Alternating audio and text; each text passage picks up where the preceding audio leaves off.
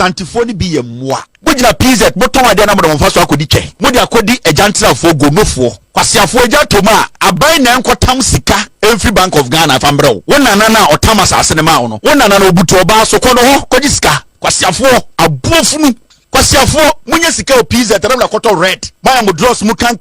mu nko school de muni ma ne se ye de ya ton chains akoto red anom kwasia oje se Ghana nyina ni Kumasi PZ mu nyina John so mo ho bon John so mo asantifo mbrantie ni bi eniti na MPP use mo jimi mo lucky say jale to hodo na mo nda ayeke be hye sem emmoa mo gigegeja PZ na mo ton fake belt fake jeans mo wiawia nkofo tutu nkofo bag mo wia na mo akoto red ni jantrafo o pa abansi case store na wo store mo bi mo jimi PZ abandia na ba omia kwase akoto cement abrewa ko na hokoji cement ni bi soswe ade na mo nkom na hokoji cement emmoa sa santini a wejimi no o de se cobra nko 50 wejimi up santifo ni bi emmoa. Abrantewe is being used by NDC as a tool to manipulate political systems. Nankanya asem nianka anka nipa tantan te se abranti te se sumina so ade o general okodru PZ te wona wodidi o matem so o mo jonjonwa nipa tena wa bobra fire asisia dan it was several millions of dollars getri yankan sisu bia se asantemam nko a ana akodru a ye wa anwonaga ye o mosinso ngo ye wa alaba ne no mo nyina ate fanti new town anwonaga ewo ho ne no mo nyina ate na ahwe wo hu a wodi gina ho yi a etu ni PZ temra nche o mabobra wa no mo wo jonso ade ye gina as a baller bed as a baller so sumina so nioma o dia santifo atem eno eye menuanu mu bide ni braba kofi enkrofo lusu omunioma no sa nipa na lusu omunioma na has now become a victim of abuse from kwasia sei aside say omo lusu omunioma a oyawa omo fam omo twetri ahye na omo nya obi amo na akwawe betra wa o use internet to abuse these people. Abrantewe is being used by NDC as a tool to manipulate political systems. Anytime Wabibia Baba Abayan won a back on the war bia Omosha Dama Abrantewe be di asantefo atem na the emotions are setting in na yesei obi na kanya asem nianka anka nipa tantan te se abranti te se sumina so ade o general Fanebra na jina kofi okodru PZ te wona wodidi o matem so o mo jonjonwa enipa tena wa bobra fire asisia dan it was several millions of dollars getri precisely so the only achievement of Kwasia we Kwasia to say the only achievement of Kwasia we say broni baba ware no na kanya sa baby onenam aka say na oti o 2016 na say no oti enipa we ade we and they say you baba ware no e de ko share ye gayi basement ade camera say na yire no camera woman wo e New York Times it in the camera ne de be say no de amane say Kwasia if say what yan wonya adwuma oni adwuma yo okwa America 2018 okodo America no ono mo onhwe ba if say ne ba no ne yire papers ne cover no onhwe yire if say ne yire di kura na da no so obusa no a ne papa di ni Taylor it wono ne yire di na da no so na onhwe ba nhwe yire nti obetrasia Kwasesem nko a shade we you na govi yankan sisu bia se asantemam nko a ana akodru a ye wa anwonaga ye o mosinso ngo ye wa alaba ne no mo nyina ate Fanti New Town asantemam nko na akodru a Fanti New Town anwonaga ewo ho ne no mo nyina ate abrantie ya wo gina ha yi wo ya anwonani people ne mame free denu abrantie we ne papa free aye odo o papa ne tu bata free aye fantemam betena aboase asantefo hospitality nti na abrantie we ye nipa expose him more fire obi abrantie o mame efree denu o mame ene ye de o mame picture be kire ne ye de ni nuanom picture kire said de nkrofo mame ne o mo papa no besi wo twa o madapan ye de ntwa o madapan na me ye bebuso na busuafo question say it de mo nua no ye wo kroma no de mo ba ne ye wo kroma no so obi de mo picture to no ye mo sa bi ntike be mo de Dabi oda yiri ma me influence abeba ho. Train. Yi from abeba yi we na sa. Obi. Etimi tena o ma kwasem pani we. Di dia santifo atem. Na o mo dwonso. Na ahwe wo hu a wodi gina ho yi a. Etu oni peace temra nche o mabobra. Wa na o mo dwonso. Ene ye de wo papa efi a wotim be kire. Wo papa himfie de be kire. Yi a kire wo papa esere samira ba omia so metoka ama no. Wo papa esere samira wa omia so omra mesi na himfie ma. Kwasea we. Etimi dia santifo atem. Weyo adie ye gina as a baller bed as a baller so sumina so nioma o dia santifo atem eno eye menuanu mu bi de ni braba kofi enkofo lusu omunioma no sa nipa na lusu omunioma na has now become a victim of abuse from kwasea sei aside say omo lusu omunioma a oyawa omo fam omo twetiri ahye na omo nya obi amo na akwawe betra wa or use internet to abuse these people. And this guy, so when you're a victim of Sakwa a venom, the acidic behavior, you will never understand it. Precisely so. This guy is so callous, he is evil, he doesn't have any boundary. Like a nipa and your mercy.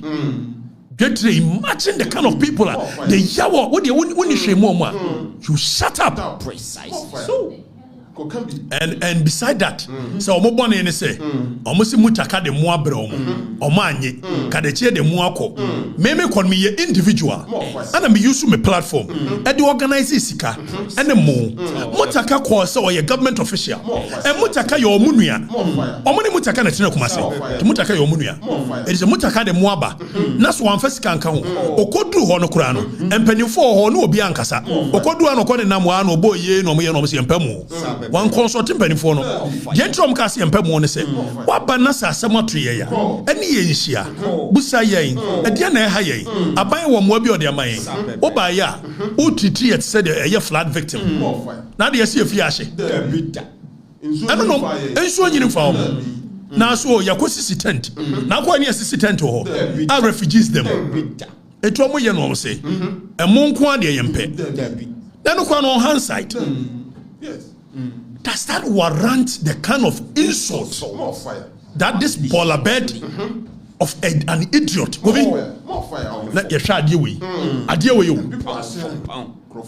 the young cophobia de. Yen man graphobe be yomote. Yen notness hemote. Because and no would it. And you see funny enough, what we said yen notness wo e do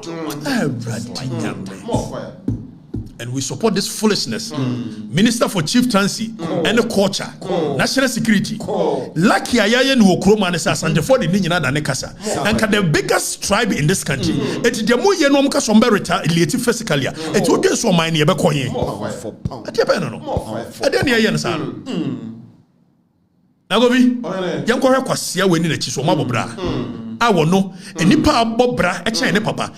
betena eye oboase apetition bia ba gas like no timi bi and akwa wetimi yanko hwe ne papa himfie yanko hwe ne papa himfie we oto na me na me ya ye odo prince me na me ya ye odo this o papa himfie nyina adwiragu o papa himfie o papa Kevin tell papa himfie ni me come in some steer e come manai Kevin tell papa himfie ni kwase ampani oto a wodi pattern o papa himfie na ada ne a kyerem ne a premier headquarters o papa himfie ni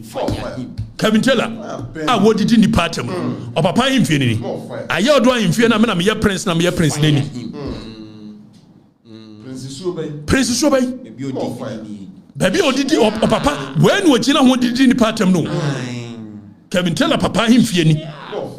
ehoni enmunche mu ni Kevin tell papa himfie o a wo gina wo didi ni pattern govi enie akwa we na didi asantefo atem ane nyina gina o de ehwe kwase asai kwase to sai o papa himfie no ne adrodro ho tse de ye shrine we o papa himfie ni konfo ye bia himfie kura wo gina wo konfo ye bia himfie feche we 1 million times to papa bobra no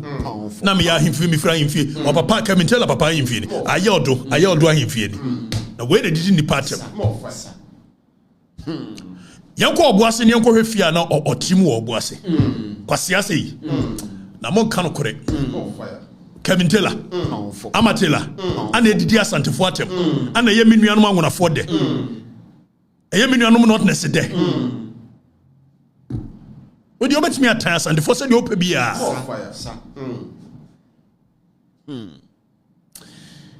obi yanko ne opapa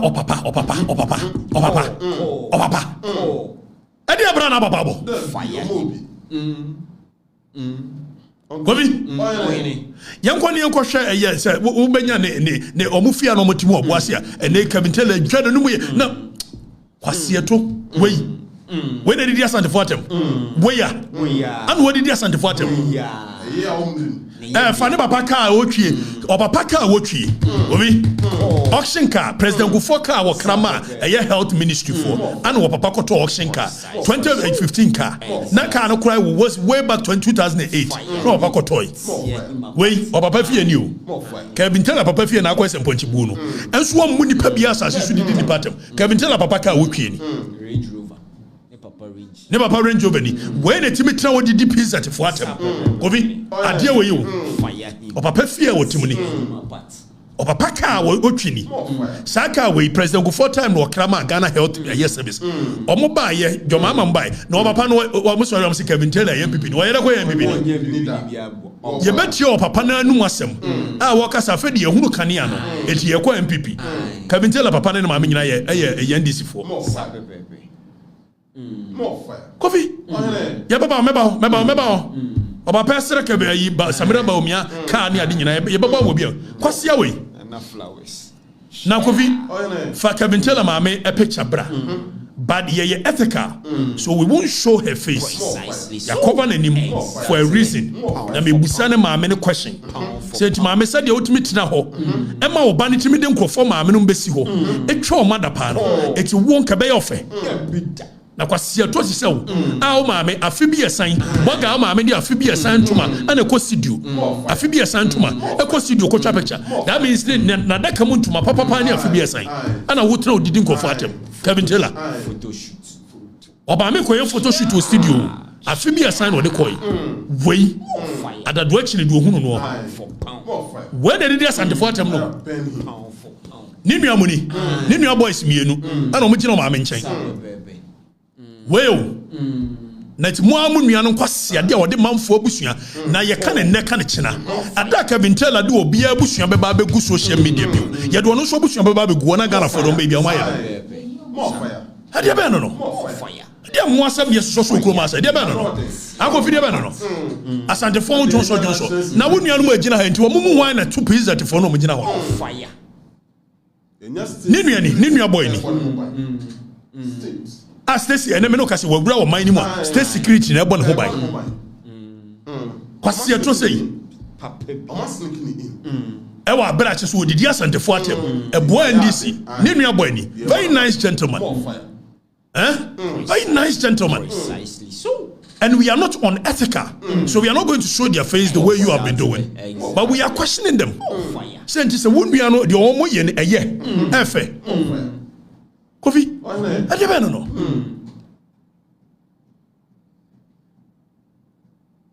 afa yen hwe Kevin Taylor yire ne kura wo me yaso nkwa didi a chese da bia no didi e ma atem na we say Italian money box 7 preduasa o twa ne yire ti free ho a ne yire nie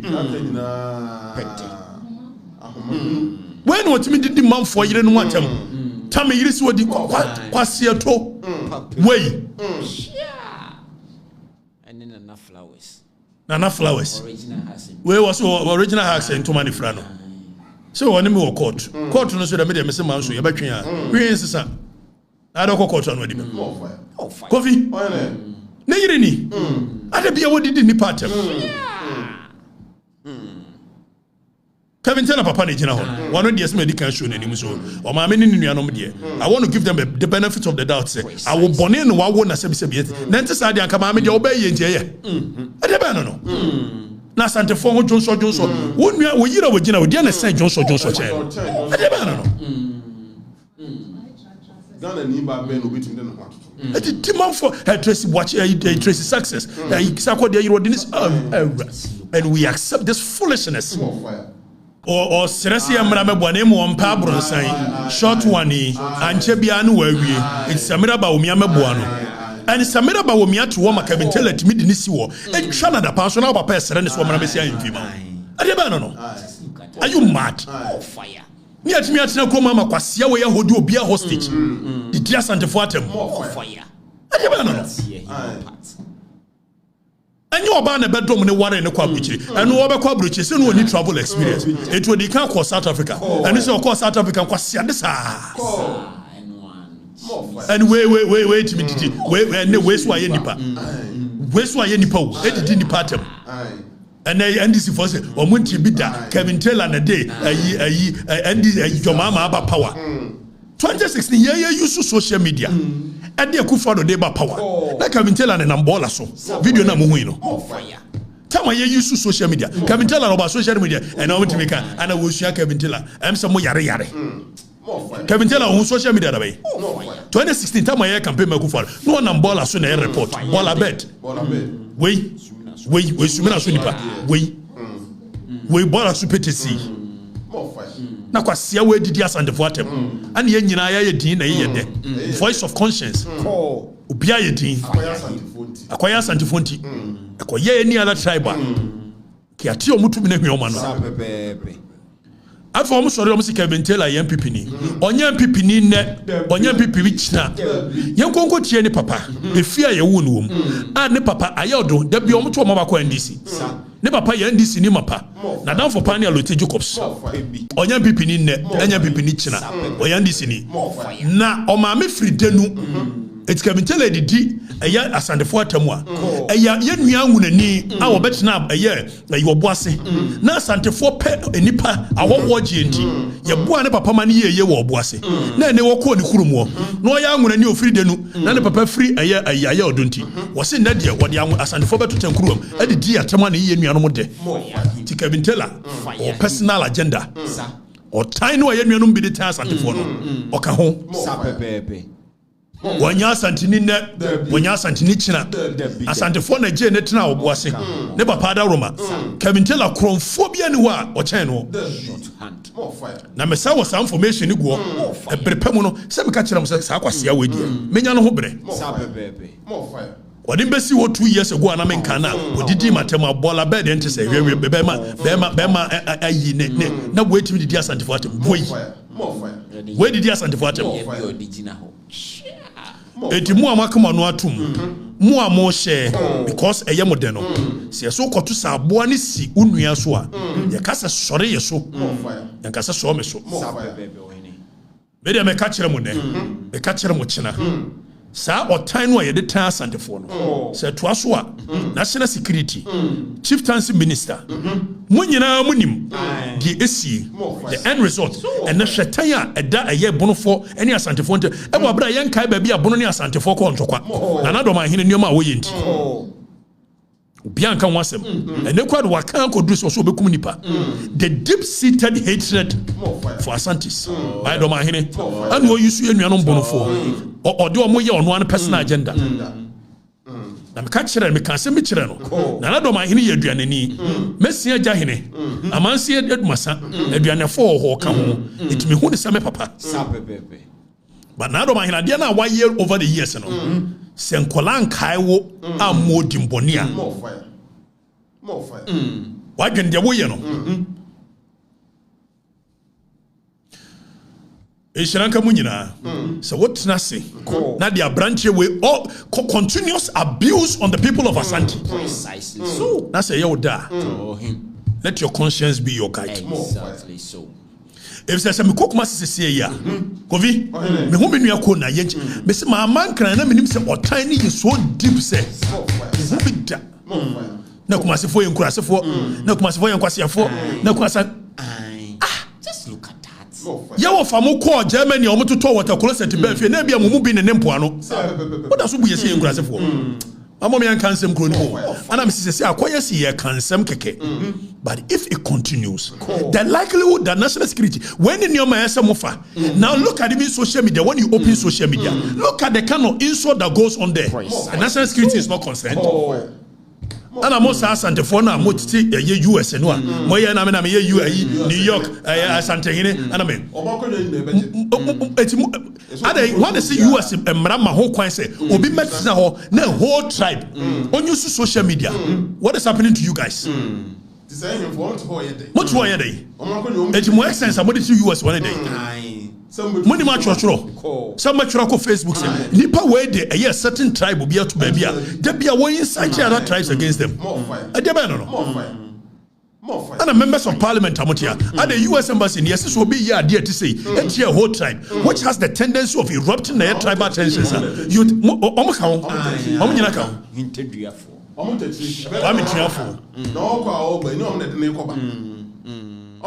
NDC for mo wi ni aba na wi e de ba biwa mo na mo hye Kevin Taylor chi ana mo ma Kevin Taylor ye de mo ye nyina mo wi ni aba wi e de ba biwa e de na time bibiri e de ba no it looks like the only time will be a tribalistic and so obeka se me yasantini onidi obi atem kra roka so yasantini or tribalistic and you know so there yan kan sisudua me kwa free farm tie me yasantini bema me de kwame a free farm mensa me free asante agona yes sechere na me free me nana ene me nana me nyame kese ene santehene se tutu ye beka ne ye beka ne china ye beka ne chinachi ontiase a koneko hage transformer eshi what na kanya asemwa me ka me nana se tutu a oso ka ode na nya fe ade na otanye ni bra times and ade be no ade be no ana so bia suru so onka because the moment abeka se wo kokape yeso ye tribalistic are you people okay ade na abuse you